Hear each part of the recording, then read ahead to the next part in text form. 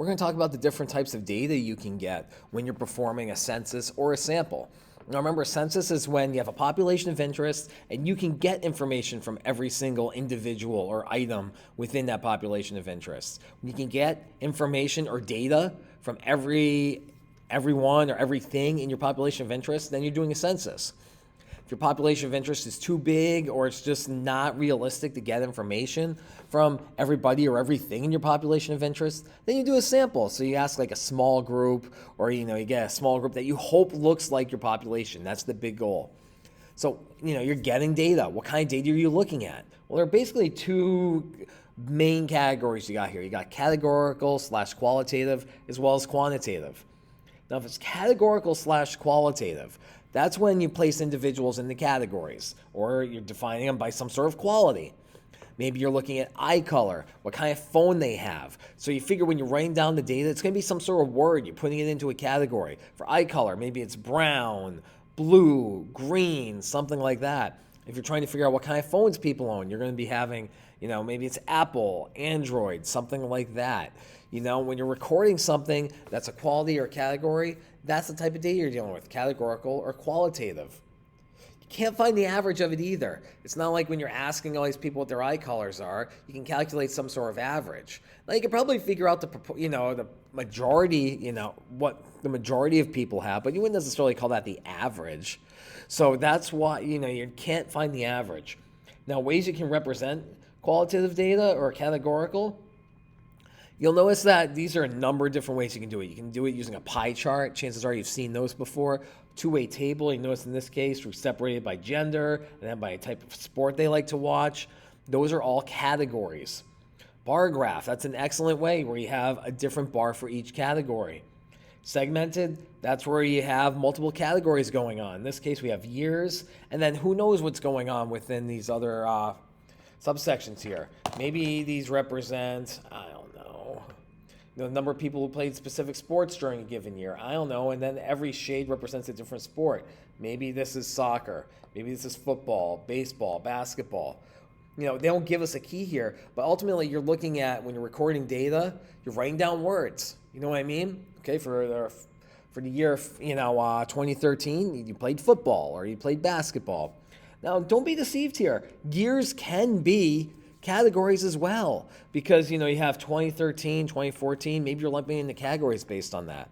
Categories can be numbers. A zip code, that's a great example. So you're not necessarily measuring anything, but you're categorizing it by a number. That's fine, that can happen. So then you have what's called quantitative data. That's where you're recording numerical values, like you're measuring things. That's a good way of thinking of it. You can be dealing with height. You can be dealing with weight, maybe the number of schools someone's attended, maybe the number of miles they are from their respective school, how many siblings they have. These are all numerical values. You can find averages for these, where you just, add them up and then divide by your sample size or the number of values. That would give you an average. So that would be quantitative data. The ways you can represent those. You have histograms. These represent ranges of values. So right here you have, let's see, we can approximate this. This would be like 12 people. Yeah, this represents great on a quiz.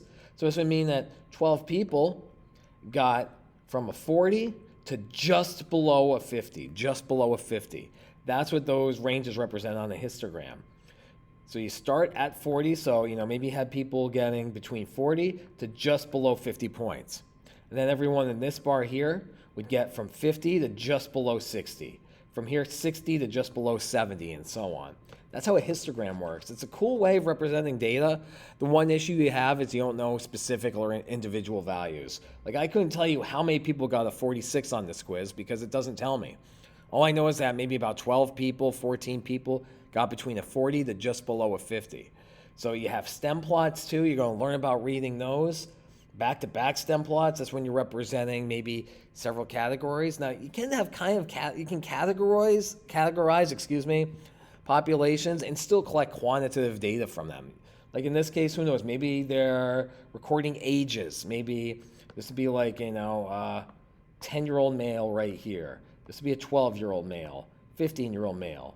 And then you have a 15-year-old female, an 18-year-old female, a 41-year-old female, 42-year-old, 46, and so on. That's how you would use a stem leaf plot. And of course, you're going to learn how to do that more in this course. This is just to kind of give you some idea of the different types of graph you'd use for different types of data, because this is going to come up throughout the year.